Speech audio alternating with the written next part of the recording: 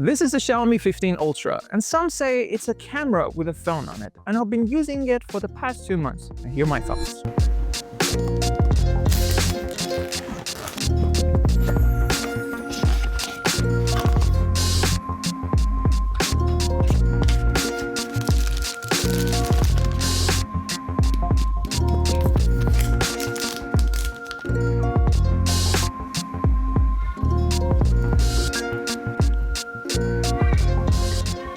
Hey guys, welcome back to my channel. My name is Puya, your honest tech reviewer. I know I'm a little bit late for the review, but that's because I take my time, I do the testing, and I come back and I inform you what is my thoughts on the phone. Let's talk about the design and the build quality and the elephant in the room. Literally, it's a gigantic lens. So the phone comes in 4 colors. It comes in a classic black and white finish, but also 2 exclusive two-tone options, green and silver and black and silver, both giving strong Leica camera vibes. The one that I got is the black and silver version, and it looks so clean. The frame is aluminum and the back is eco leather, which gives a nice texture and grip without feeling cheap. Now we gotta talk about this gigantic camera bump. I know, it's massive, but it's so big that even my handheld gaming controller doesn't fit around it properly, and it constantly pushes the phone out of its alignment. The phone has an IP68 rating, so it's water and dust resistant, and the front is protected by Xiaomi Shield Glass 2.0. The phone itself has a little bit of a weight to it, but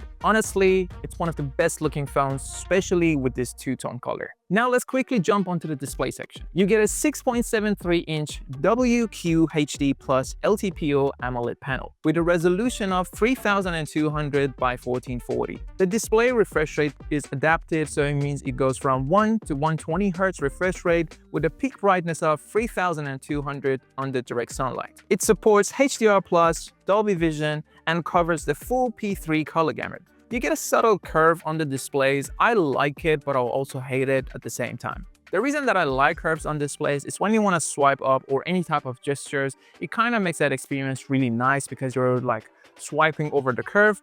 But also, finding a glass protector for a display like this, it's impossible. You gotta go get a plastic or like these films.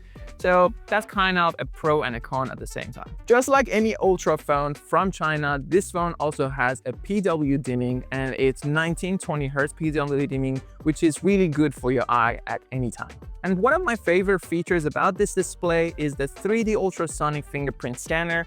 This thing is blazing fast and super accurate. It's honestly quicker than Samsung and Pixel, which also have 3D fingerprint scanners. Now let's talk about the cameras. You get 5 cameras on this phone: a 50 megapixel main camera, a 50 megapixel ultra-wide camera, a 50 megapixel telephoto, which is one of the telephotos on this phone, and the big one, a 200 megapixel periscope telephoto, and a 32 megapixel front-facing camera. Now here's what it's actually like to use these lenses. The main 1-inch sensor, it's a beast. It creates a natural bokeh you usually only get from dedicated cameras. Dynamic range is strong, and it pulls in a lot of light, day or night. The ultra-wide is sharp during the day and delivers a great detail. At night though, it's still usable for photos, but not the best for video. Then you get the 3.2x telephoto, which is my favorite. I use it daily for macro telephoto shots, especially for my YouTube B-roll. It gets super close, which is amazing clarity. Then you get the 4.3x 200 megapixel periscope lens, which is my go-to for portrait shots.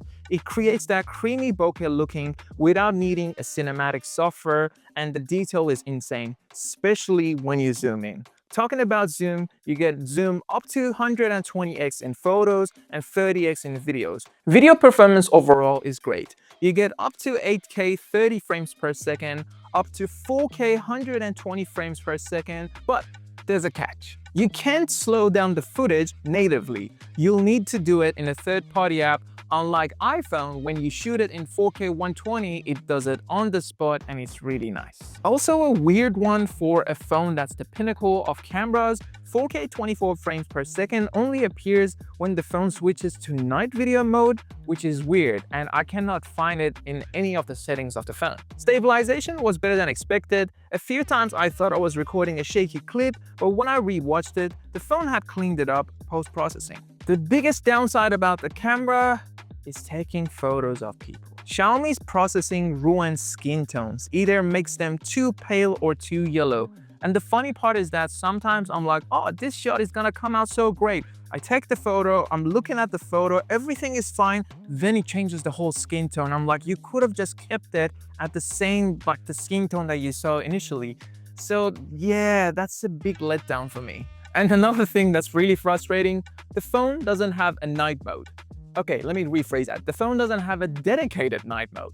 Basically, the phone will be like, okay, I feel like this is a good scenario for night mode. You can use night mode. And if it doesn't want you to use night mode, then it's not gonna give you night mode. Yeah, it's a little bit frustrating. Now onto the front-facing camera. The 32 megapixel front camera is technically sharp and does the job, but again, skin tones are off. The whole computational photography with the front-facing, it's just not it. And whenever you're gonna use the front-facing, it's always selfie, so you cannot do anything else, like take a picture of a tree like that. So for me, I never take selfies with this phone. I also bought the mobile photography kit, which in my opinion is a must-have. It gives you a physical shutter button with a half press to focus and a full press to shoot, just like a real camera. You also get a zoom dial, a better grip, and it has a 2000 milliamp power bank built into the grip. So sometimes you can tell it to now charge the phone if you're low on battery. You also can mount ND filters and other add-ons with included camera ring. This kit actually makes the phone feel like a professional tool, and it made me go out and touch the grass and take a lot of photos. So if you get this phone, make sure you get the photography kit with it as well. Now on to the performance and the battery. It's a flagship phone, so of course it's gonna be running on the Snapdragon 8th Gen Elite Edition. It's super fast and handles everything you throw at it. But it gets really hot when you push it to its limit. Especially during a long gaming session or when you're filming a 4K for a while, the phone does heat up. The battery size depends on where you buy it. So if you buy it in China, you get a 6000 milliamp silicon carbon battery, and if you buy it globally, which like I did, you get a 5410 milliamp silicon carbon battery. The first week of using the phone, the battery was horrendous. It wasn't the best. I don't know what was going on. Maybe it was putting things in place because I transferred the stuff over from my previous phone, but it has gone better. And the battery, I would say, is just decent. It's not like, oh my God, what a great battery like the OPPO Find X8 or even the S25 Ultra. It's okay. Charging though, it's insane. You get a 90-watt charger in the box and it goes from 0 to 100 real quick. Now let's talk about the bugs, the software. If you didn't know, every Android phone runs on a different version of Android. So it's Android 15, but with a theme of One UI. You get ColorOS, you get Google stock Android, and you get HyperOS on this one. The first thing that I noticed, and it pisses me off to this day, is the gallery app. Let's say you just recorded the video and you want to rewatch that video. Cool, you go to the video, you watch it, then it takes you to the Me video, and you gotta go back to the gallery app. It's just such a simple thing to not to take me to a different app for video specific things. Let's talk about AI. Image expansion, which works great. AI eraser, which is really bad. You get reflection remover, which sometimes works.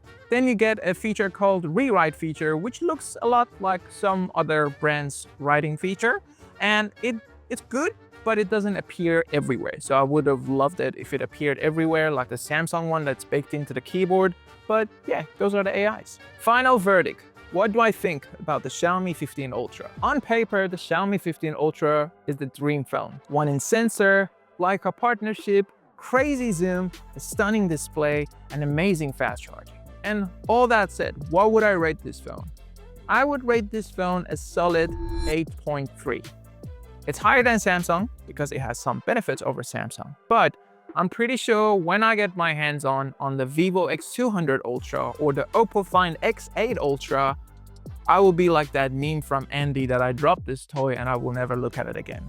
But look, if Xiaomi fixes most of those things that I just said, this can be the phone of the year. If you enjoyed this video, make sure you drop a like and a comment. Let me know what you want me to test or what ideas you have for me for the next videos. And also, will you be grabbing a Xiaomi 15 Ultra or what phone do you have at the moment? By the way, guys, I do have a membership section that I have created some cool stickers of this and some other phones. So if you would like to support the channel and also help me buy more phones to test out for you guys, please become a member and I'll try to give you some perks and it helps out a lot. Thank you. And until the next video, good ciao.